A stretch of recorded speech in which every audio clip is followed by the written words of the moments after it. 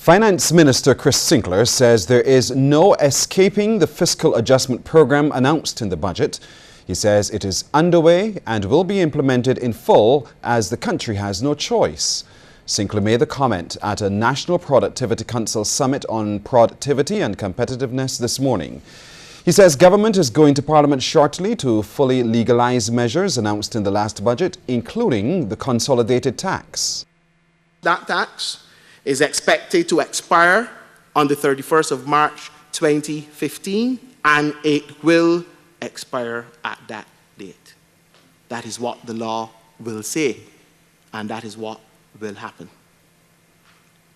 The municipal solid waste tax, that will go to Parliament in November, but as you would have remembered from the financial statement and budgetary proposals, that tax will not begin application until 2015. Therefore, it is not true to say, as some people have been saying, that the Commissioner of Land Tax is trying to collect or will be trying to collect tax without the appropriate legislation. The tax is not applicable to 2015. Mr. Sinclair says Cabinet is expected to approve the bill Thursday. He adds details of the legislation will be shared before it is laid in Parliament. In relation to government's expenditure cuts, Sinclair says government held several meetings with stakeholders prior to developing the policies. He says he and Prime Minister Frundle Stewart recently met with heads of ministries and departments and have received positive feedback. And I am happy to report that we are 80 to 90% where we need to be. There are some ministries which will have challenges, and we are working with those. There are some specialized departments which will have challenges, and we're working with those. But as the Prime Minister has said, our goal is well in sight, and therefore we expect full implementation of those adjustments. Some ministries were able to come back with more than we asked for.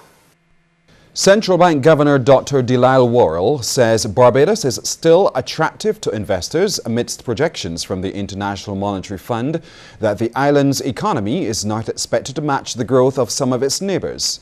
Speaking at a media briefing at the bank earlier today, Dr. Worrell said the country's bonds are not speculative and are geared more for long-term investors. Investors always make their decisions based on their own judgment.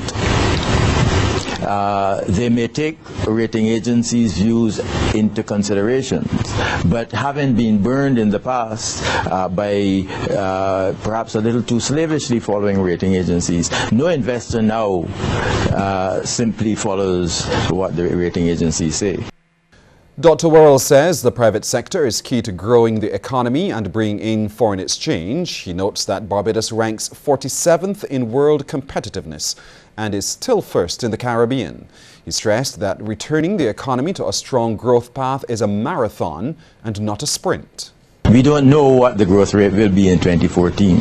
Our best estimate is that it will be a little less than 1%. The IMF's best estimate is that it will be a little less than 1%, that it will be minus 1%. That's not a big range of difference. But the fact of the matter is nobody knows what it will actually be.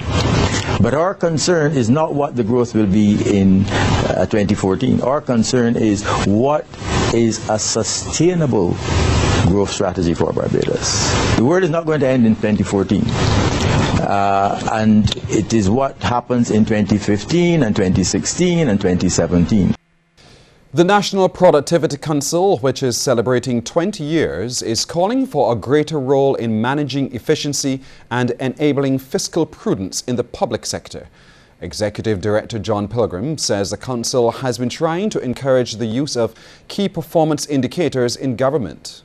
I believe only about 15% of departments in government has done that, and I think now is an opportune moment to appeal or use the presence of our ministers to seek to ensure that all ministries, I think the legislation provides for it, give the Productivity Council the opportunity to work with them to develop KPIs so that during the estimates period, submissions are made with performance indicators which are clearly linked to the resources that are being requested. Barbados will continue to fall short in addressing problems related to suicide because of the severe lack of data on the issue. Expressing concern about the situation is the Executive Director of the American Association of Suicidology, Lanny Berman. He spoke about the problem during a lecture on suicide prevention last night, hosted by the American Embassy at the Lloyd Erskine Sandiford Center. Mr. Berman says Barbados only has compiled statistics on suicide up to 2006. What you see is dramatic increases in suicide rates from the mid-1980s through, give or take, the late 1990s, and then a significant reduction, and then they've spiked back up. So if we have a trend line here, the trend line is going to go like that. But trend lines with that kind of data don't make a lot of sense because, again, we could have 5 or 10 years of declining rates or 5 or 10 years of increasing rates if indeed we had more data. Look closely. What is the last year for which we have data in this country? 7 years ago. I can't tell you what happened in 2012 or 11 or 10 or 9 or 8 or 7 because we don't know. Mr. Berman says local officials must get their house in order for Barbados to deal with the issue of suicide and help develop adequate prevention programs. We cannot really prevent something like suicide until we have a reasonably thorough understanding of what the problem is, what the trends are, what the demographics are, what the risk factors are, and where the points of entry are that we might develop prevention programs for. We have a great deal of information, and I'm going to share as much as I can in a very brief time with you.